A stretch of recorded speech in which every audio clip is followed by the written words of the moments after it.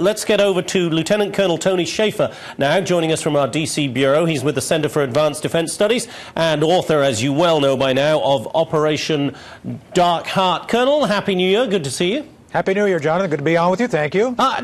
We get this threat from Iran. Don't send your aircraft carriers back through the Straits of Hormuz. It sounds like bravado. Should we even be mentioning it? Should we take it seriously?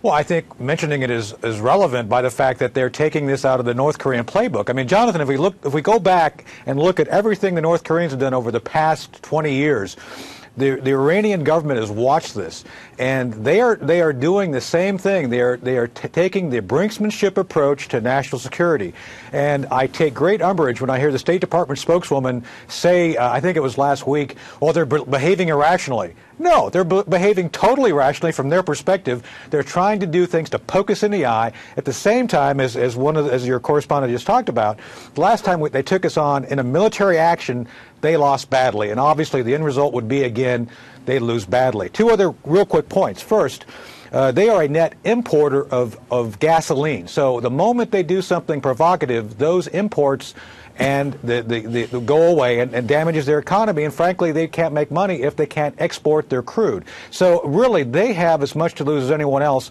by taking a real military action. So I do consider this as all bravado. So what should the U.S. response be, Colonel?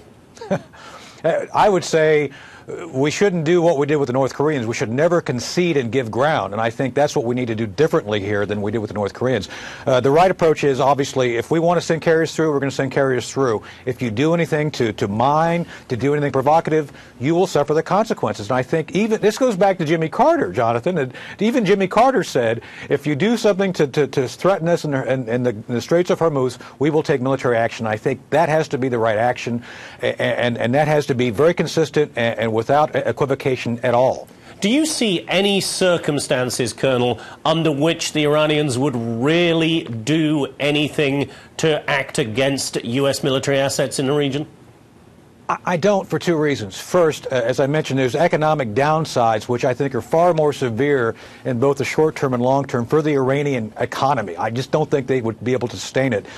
Secondly, despite these sanctions, despite the talk of sanctions, I think it's all bravado. Believe it or not, I'm going to say something controversial here. I think Ron Paul's policy or perspective on Iran is probably the most accurate of the current GOP candidates.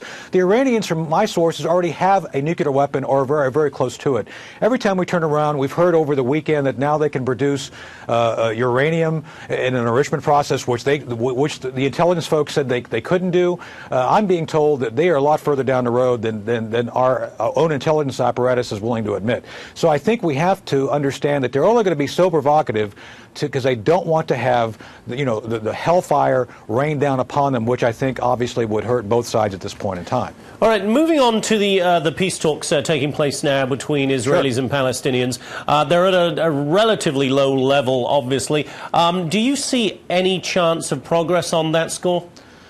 No, and for two reasons on this. First, if you look at other historic relevant parallels, Menachem Begin and President Carter were necessary of bringing together the right players and arriving at the Camp David peace accords. Again, the president was directly involved.